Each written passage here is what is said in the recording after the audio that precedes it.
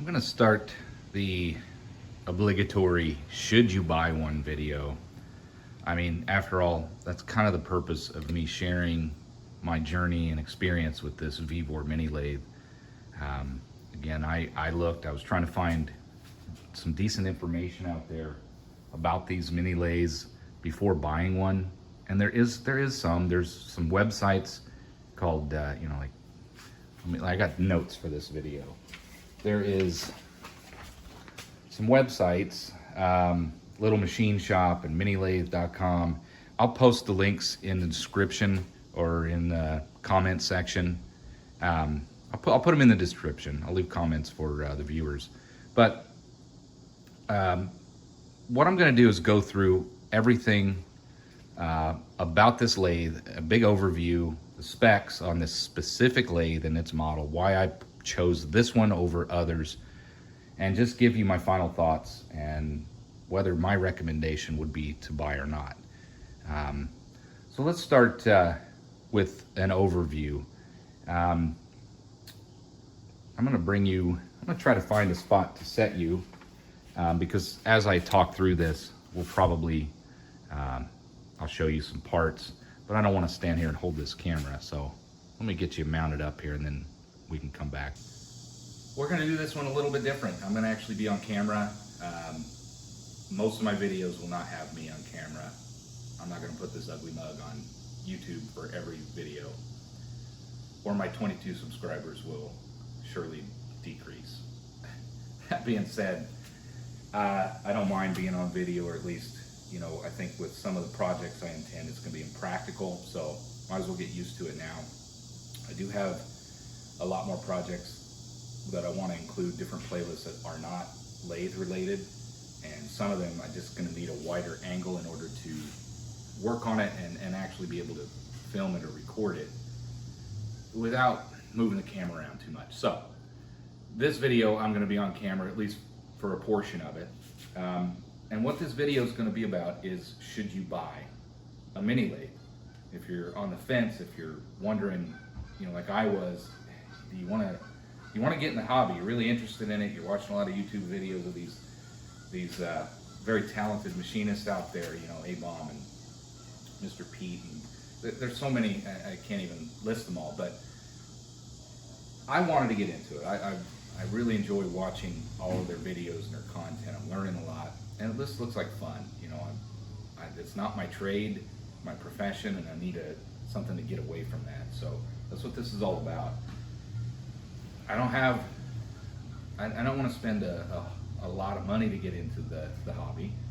My budget was about $1,000, and I wanted to stay under that if I could, because I knew I'd want to buy some accessories. So this is the lathe I chose, and I'll describe my experience about 2 months into it from delivery until now, and some of the challenges, some of the pros, the cons.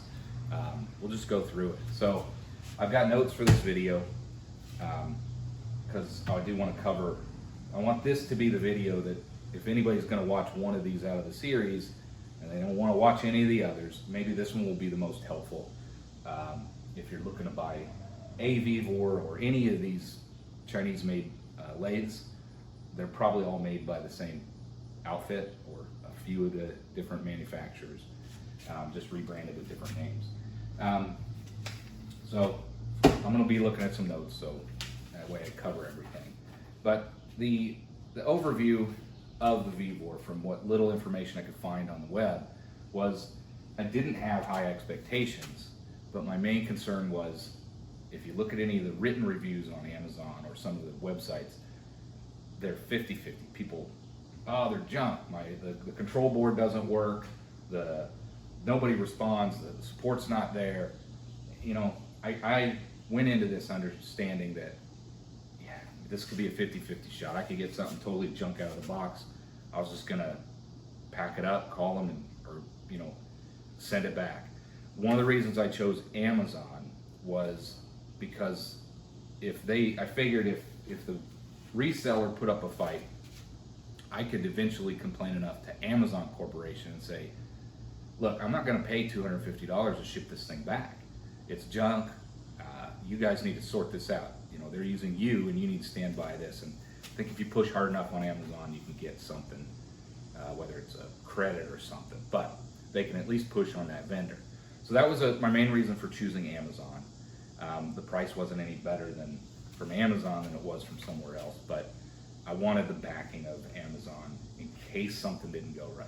So that's something to consider when you're buying these, because there are some cheaper sites where you can get them, but good luck dealing with them, right?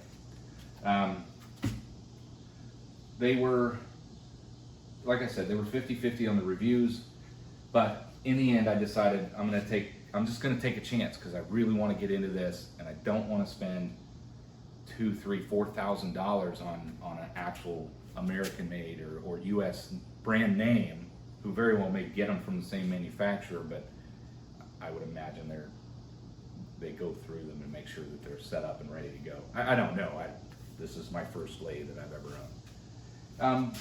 VEVOR in general, I'm no expert, but if you do enough research on these things, this name pops up quite a bit, but there's also like Grizzly and Central Machinery and all these other brands. Who else do we have? There's a website that I'll link in the description that actually lists several. Again, I'm not affiliated with VEVOR, any of these websites. There's no sponsorships. This is just a hobby, all with my own money. So I can say or do whatever I want with this stuff. This is completely my opinion. There's no influence behind it whatsoever. So yeah, Grizzly, Central Machinery, SIG, S-E-I-G, they seem to make, if you look on the internet, a lot of people speculate that that factory makes most of these things for whoever rebrands them. Some of them vary in looks and everything, but there's kind of this newer looking style, and then there's also the older looking style that maybe doesn't have the electronics or variable speed, and I think those tend to be the Harbor Freight ones, the Central Machinery. But anyway, look around, find what suits you, something that appeals to you. But this is the style I wanted to get. I wanted the variable speed. So ultimately, there's one big factor on this one that is why I chose this specific model, because there was some cheaper ones, but there's a reason why I didn't go with those. I think that covers VEVOR in general. The name doesn't mean anything. They got a website. This lathes on that website. They've got several others, different specs and whatnot. There was another reseller on Amazon. It's called Best Equipped or Best Equip. I really think the same people selling these is the same people selling those. When I had some concerns with some issues with the jib on this top slide, and they said that it was from the same customer service names, Christina and somebody else, from Boberon, but it was Boberon. If you Google Boberon too, that's a reseller of these things, but this was a VEVOR store. I don't know what Boberon is, but I'll bet that they're also selling Best Equipped or on Amazon under a whole slew of different names of these things. So the nice thing about Best Equipped, I didn't buy it, Best Equip, E-Q-U-I-P, they had a steady rest, small steady rest that you could use if you were working on something longer and needed to machine the end out here, but you had a lot of material hanging out. So the steady rest would have been nice. It's not something I really wanted to buy. I maybe get one someday, but for now I don't really need it.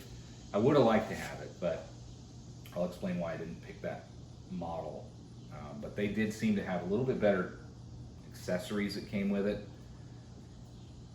Pretty much the same thing, but they did include the steady rest.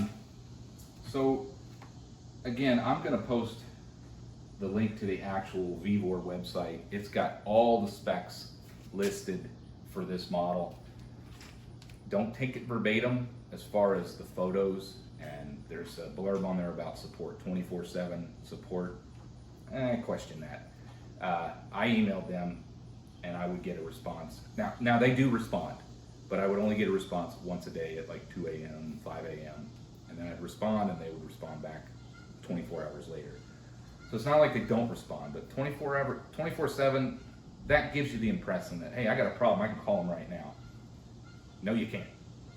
So keep that in mind. Before we get into the things I didn't like, my issues or concerns, and the things that I do like, let's go through the specs, the tech specs of this lathe. It's an 8x16.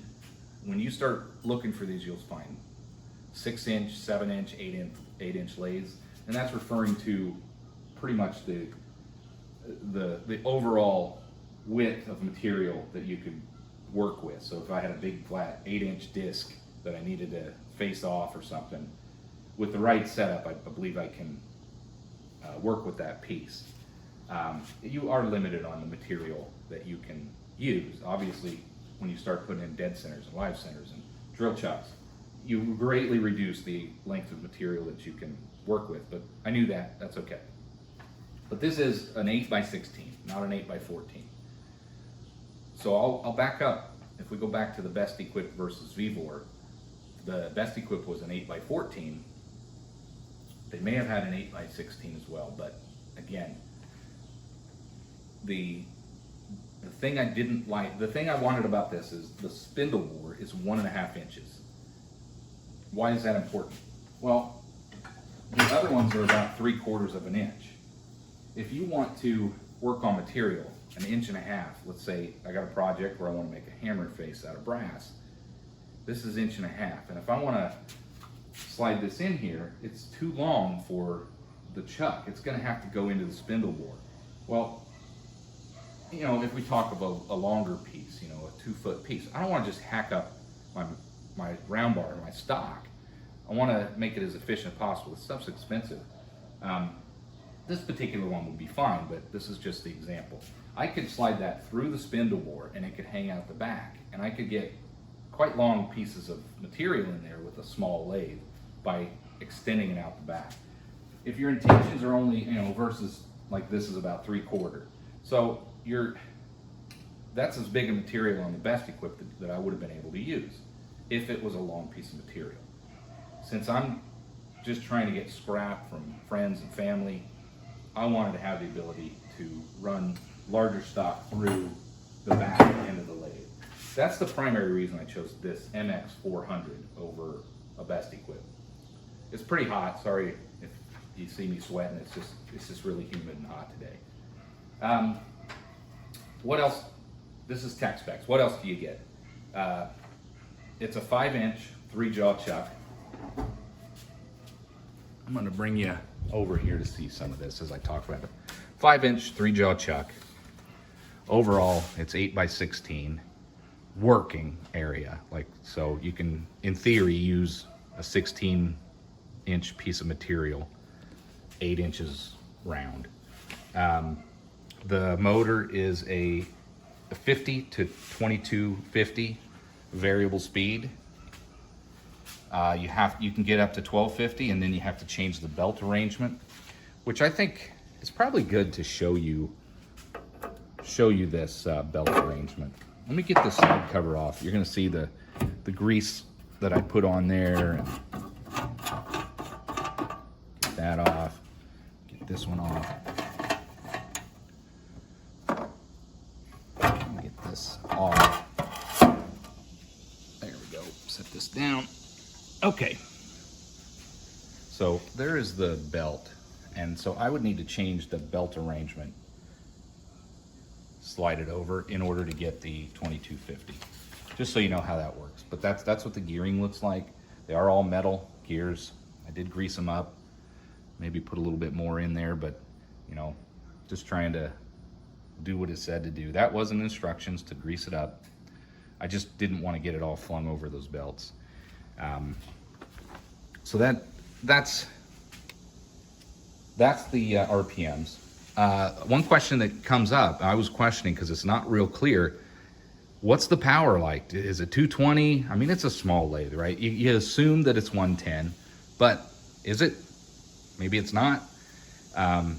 It is, you know, I've got it plugged in right there.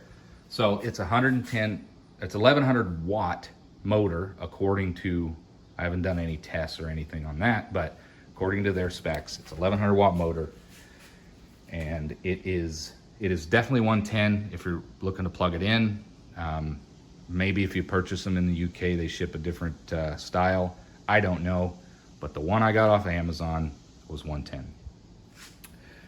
It's supposed to be able to do 8 to 44 thread pitch. It is variable speed.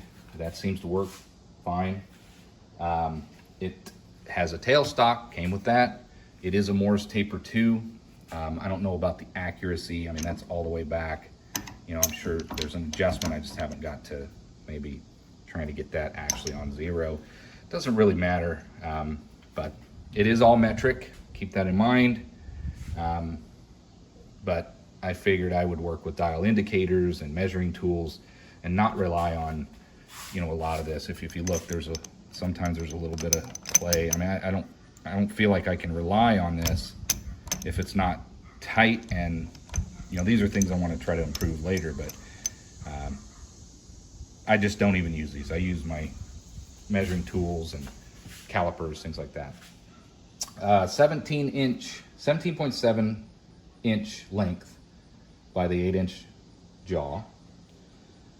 Swing over bed, it says 8.7 inches. I believe they're referring to the compound being able to swing back and forth. If you get it set up, centered right, you could probably go 8.7 inches across. The spindle bore, again, it's 1.5 inches. You can see that in the back here. It's a Morse taper 5. I think what that means, I'm not sure. I thought maybe it meant that this is a Morse taper 5 and goes in, but I haven't messed with that at all. But it says it's Morse taper 5, whatever that means. Maybe you can take that plate off.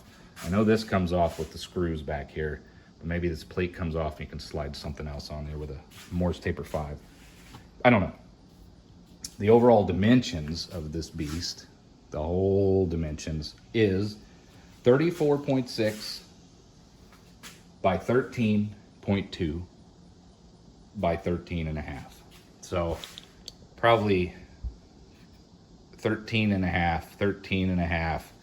So 13.5 up, 13.5 across the back side, and then 37.5 or so length. So if you're looking, you need a little over 3, probably 4 feet to mount this thing on your bench. Keep that in mind. It's heavy. I want it heavy. I want it substantial. I don't want the thing vibrating and rocking around. But it's 165 pounds. It's a heavy dude. You're going to need somebody to help you pick this thing up and get it mounted. I recommend you mount it to a workbench. This thing will vibrate or kind of shift around. You don't have to, but it's going to be a little more solid as your working material. What do you get?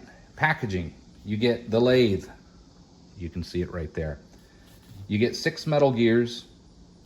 I've shown those in previous videos, but if you don't want to watch any of those, you get a toolbox. That's this fancy thing here. I'm going to set you down over here so that I can go through those. So you got 6 gears. I'm sure these are for thread cutting. Haven't really bothered with that yet. That's a challenge that I want to work on. Sorry. So you get a bag of gears, probably for thread cutting, it said. You get chucks. There's the jaws that are mounted in there, or the outsider jaws, I believe, and then these will be your, I think, inside where they grip it. If you have something with a large diameter hole, you can put this in and grip it from the inside. This other one you grip from the outside. It's also got the ability to different ways to mount materials, but it comes with 3 additional chuck jaws. It comes with 9 turning tools. I've shown those in previous videos. To show you here, they are carbide, brazed carbide. Apparently I need to sharpen them. I didn't know that. That's something down the road I'll work on. I did chip a couple when I first got this out and did some tests, so I think there needs to be, I got a learning curve on those, but that's the tooling that comes with it that fits in the the tool post that comes with it, which is that guy right there. I changed that out for a quick change tool post. You get a chuck key wrench. You get 3 spanner wrenches, 2 screwdrivers. That's those. There's your screwdrivers. Spanner wrenches, you get a set of Allen keys. There's some additional ones there, but you get some Allen wrenches. You get this crappy oil bottle. I don't know what I would use that for. I do recommend you just get a proper oil can. You don't need to spend a lot, but I guess if you wanted to just trickle some oil somewhere, this will work, but I'll probably never use that thing. You get this toolbox, you get a fitting tool. If you know what that is, put it in the comments. I don't know what a fitting tool is. These are the extra parts that this thing came with. I haven't figured out where these go, by the way. Fitting tool, I don't know. I don't know what that is. Tailstock, I showed, that's something that comes with. 3-jaw chuck, and then in the package, it had this blue chip pan that was not mounted to it. It was just kind of flopping around in the box. These handles came separately with the toolbox. We had to put those on, no big deal. But in the end, I got everything that was supposed to come with it. So that's the contents of one of these. If you're looking to buy one, there you go. That's what you get with it. All right. What we're going to talk about now are the pros and cons, the problems I've had versus the things I've liked about it. And again, I've got those written down so I can cover most of those. Again, you'll probably run into similar issues, similar concerns. Maybe not. Maybe you'll get a perfect unit right out of the box. The first thing, let's cover the issues, things I didn't like. When I first got it, it appeared to have been opened or returned. The mounting, there's 2 mounting bolts that it's mounted to the crate when you get it. It did come in a flimsy wooden crate. There's an unboxing video, you can see all that stuff. One of the bolts was tight, one of them wasn't. Almost as if somebody got it, started messing with it, and just put it back in and shipped it back. The reason I question that is this is a piece of plastic, and generally, and you can see some remnants of, when you get plexiglass, they put that protective plastic layer or film on that stuff. It had been peeled off. Well, usually when somebody gets something, that's what they do. They peel that stuff off. The other thing was, it seemed pretty clean. It was oily. It didn't have cosmoline, that real thick oily stuff. It just had a lightweight oil all over it. No rust or anything. Maybe that's how they ship it, maybe not. It was clean enough. You can see how dirty it is now. I'll bring you in here a little bit. For me using it with just test cuts, and I've done 3 different projects, it does get kind of dirty. I don't know how much I would have cleaned it up. I guess if I had a problem, I had to return it. I don't know. So I really don't know if it was returned or not. I don't know. In the end, I decided maybe not, because once I got the other accessories, the drill chuck, or the jaw chuck, the lathe chuck came with the toolbox and all that. When I got that, it was kind of the same oil, the lightweight oil, and that all appeared to be new. So I decided to just chalk that up to taking a risk buying this thing. You get what you get for the price, and I've accepted that. It's fine. I didn't buy a brand new thing from Lowe's or Menards where I can take it back. So that's okay. The one thing I don't like is this shield is loose. If it's loose, 1 minute, there's a truck going by. I gotta take this whole cover off. I really don't want to in order to tighten that up, so I'm not gonna worry about it. It just keeps things from flinging at you, I guess. That's an issue that I don't care for. The top cross slide, I got a video on this. You should go back and watch it. There's a jib where these 3 screws screw to, just like down here. takes that dovetail, or the jib to push against the dovetail so that it rides smooth back and forth, and you can adjust its friction. Well, this one, where they screwed the dimples in order to seat it properly, they're too low, and they're pushing that jib up on the top edge of that cross slide, you know, of the dovetail. It's not how it's supposed to be. I raised support issue with that, and we agreed upon a refund amount that was suitable. I'll fix this thing myself. It's removable. I just need to either buy a new jib stock and cut a new piece, or maybe adjust that one. So they did work with me back and forth, and to me it was an acceptable solution to that issue. But it didn't come proper. You know, it wasn't precision made. I don't know who made this thing or put it together, but they didn't take the greatest care. This is another thing. If you look closely, I'm going to bring you over here so you can see this. If you look closely, things like this, I mean, come on, really. I had to file this down because I cut myself. The edge of this is just super sharp, and so I filed that down. But they just hacked it on there because it didn't quite line up. That's just got to be pure laziness in the factory. They just don't care, you know. It's cosmetic, but it's, you know, really things like that. Expect that on this, you know, on this lathe. You got some cosmetic issues here, you know, in the casting, and you know, there's some few bits of paint chipped or whatever, but whatever. Expect it if you're gonna buy one of these things. Let's get you back over here. The digital display has a blemish on it, but it works, almost as if it was knocked or bumped. Again, I don't like it because that's getting into the electronics of this thing, and if that control board stops, then the lathe stops. I don't know how to fix that. I can only hope that they'll give me a new one, or you can even buy it. But chalking that up to you get what you get. It's probably been forklifted and crated and carted around in 10, you know, probably spent 3 months on a boat getting over here. Probably lived a rough life before I ever got it.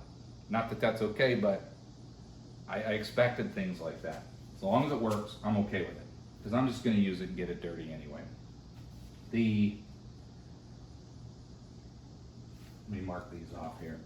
So there was nothing set up whatsoever. I expected this though. Everything was loose or not lined up. There was no precision to make. They just screwed this stuff together, squirted some oil on it, and threw it in the crate. That's all they do, whoever's putting these things together. Okay, that's fine. Part of it I didn't mind though. That's kind of been some of the fun. If you've watched the videos, you can see a lot of what I've been doing, trying to center things up and get it going. But expect that. Could have been set up a little bit better, you know, but whatever, it's part of what I expected. On the tool post that it came with, it will accept up to, I believe, 1/2 inch, great, or you can, the tooling that came with it is 1/4 inch. That's fine, but because they sent this tool post and 1/4 inch, or 3/8, this is 3/8, stock, they should have included a shim block to go with these, or an adapter, because the manual I did finally see where it said you may need to shim your tooling in order to center it up with your workpiece. That's more frustrating than it sounds when you don't have shim stock. I just have random stock. You know, I was using things like aluminum plate, just things to stack it up to get it centered. Well, I didn't want to do that every time I was changing out a tool. So that's why I went with this quick change tool post. This one's temporary, it's small, but it's been a lot better. It's got the adjustment right on top. You know, you're gonna want to probably improve that. The automatic feed works. If you watch the last project video I did, it works fine, back and forth. The thing I don't like about it is I think it moves too fast. If I'm working on some harder material, I machined some aluminum and it did okay. but if I'm working on some steel or something harder, I think that the automatic feed, I think it goes too fast. I may need to modify some of the gearing in the back in order to slow that down a bit if it becomes a problem. I don't know. But again, part of the process, part of the things you do with these, you make them better.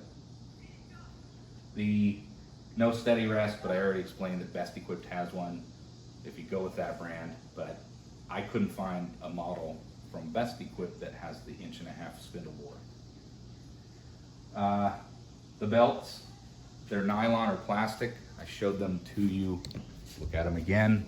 Oh, here's that blemish right here. They're nylon. They're strange or rubber. Or I don't know what they are, but if those fail, I don't even know where to begin to find those things. Sure would be nice to have an extra set of those. Let's just hope we don't have a problem with those. The accessories, you saw them, they're quite low quality, but it did come with some stuff. Didn't expect them to be any better than that, so at least it came with some Allen keys, some metric wrenches that you can kind of get things mounted and going. And the manual has very little information. There's no details on how to do all the things that I've been doing, which is how to center things up. It's not a lathe how-to instruction manual. There's just some tech specs in it and a little bit, like 8 or 9 lines on, make sure you grease this, grease that, and you're done. Clean it off. Very little information. So you get one of these, expect to kind of stare at it and figure things out, especially how to adjust your tailstock and adjust your compound. You're just going to have to get in there and unscrew things and tighten them up and see what they do and how they move and how they affect the machine and the travel and all of that. So those are the main issues that I had that I didn't care for, but many of them I expected out of the box. Some of them not really acceptable, but again, for the price, I knew there would be something. Just happy the thing turns on, spins, runs, and is somewhat adjustable. I'm able to figure that stuff out. Let's get on to the things that I do like about this. The cost, if I was to go with a name brand, like a Precision Matthews or South Bend or something, number one, I think their mini lathe line or their small benchtop lathes are bigger and heavier. Might even require 220. I'm just here in a corner in my workshop. I didn't want to get into it that big, that fast. So this was a good price point for me. It might be for you. You might have the extra cash to go with something a little better. If you do, I recommend doing that, just because you're going to have a better experience. But if you just want to get into it, you might not even want to really. You may not like it. It's a good price point. So cost, it works. 50-50 shot is what I accepted the risk. I got it here, I plugged it in, it spun. Hallelujah, it worked. So that's something that I liked about it. I knew what I was getting with this lathe. The jib issue, it's hard to complain about it. It's an issue, but it does move. It's functional right now. But we worked out, support responded, we worked out a deal. They refunded me some money we agreed upon. I can't complain. They responded. I mean, there's people out there that say, some reviews that I found that said they don't respond, you can't get a hold of them. That wasn't my experience, at least with Boberon or whoever that was that sold it. It's great to learn on over expensive models. You know, it's a great entry point into this hobby, or if you want to just learn the trade. It's great for small parts modifications, kind of things I'd be doing around here. I want to fix something rather than just rush out and buy a new part or this and that. I'd like to just modify what I have. You know, like one of the projects, I have a screw and just spaced it off. I needed to make it flush with a table. You know, things like that. It's great for that kind of stuff. If you do gunsmithing, hobby gunsmithing, or anything, you can make parts for that. It's great for small parts. It's 8x16. It's got the spindle bore 1.5. I've mentioned that several times, but pay attention to those things. Those are the types of things you're gonna be running into, or you may not pay attention to, and you get one, and you're like, well, darn it, that spindle bore is too small. I can't get material back in there. It's just something that I came across. You might find that useful. And all of the gearing is metal versus plastic. A lot of the smaller ones, 8x14 or 7x14 series, those are plastic gears. Variable speed, I like it. Seems to work. I like being able to just turn it off, get it to just a speed that I like, that I'm comfortable with. I think the material's reacting. I like the variable speed. That covers most of that information, the things I liked, that didn't like. My final thoughts are, if you got $1,000 to spend and you're interested in the hobby and you don't mind risking the $1,000, it's extra money that you're just wanting to do something with, then, you know, I wouldn't recommend against one of these lathes. There's some as affordable as $550 or $600. They're smaller. Those would also be great to learn on. You don't have to get this one. This one was $800-900, so this is closer to that $1,000 after it's shipped and everything. But you don't need to get this one. You can find one closer to your budget if you're still wanting to get into this, but much cheaper entry point. I'd say give it a shot though, but go into it knowing it could be a 50-50 shot that you got a problem to deal with. You're gonna have to deal with the manufacturer or whoever you bought it from. If you go for Harbor Freight, if it's broke, you just take it back to them and say, give me another one. Something to consider. Keep in mind it's all metric. The pictures on their website don't match exactly what it looks like. It's pretty close, but they have this precision compound picture, for instance, on their website. Links in the description. And it's got a really cool gauge on the front. This has this crappy little, it's not even seated in. You can't even, it's useless, but it's supposed to show you the angle of this top slide. I don't know. I'm going to need to put a mark where the center mark is or something, but keep in mind that the photos of what you're seeing might not be exactly what you get. Here's a key point, final thoughts. If you're going to get into this, budget another $500 that you're going to want to buy additional tooling. If you don't have the stuff, calipers, quick change tool posts, additional tooling that have like indexible carbide inserts. These kinds of things you're going to quickly realize you're going to want. Some pick mats or something to absorb oil, chip brushes. You can get a lot of this stuff at Harbor Freight for pretty cheap. But you're going to want a dial indicator to see the run out of the lathe chucker if you're trying to center up your work pieces. All that stuff adds up. You can still get the stuff cheap, but it all does add up over time.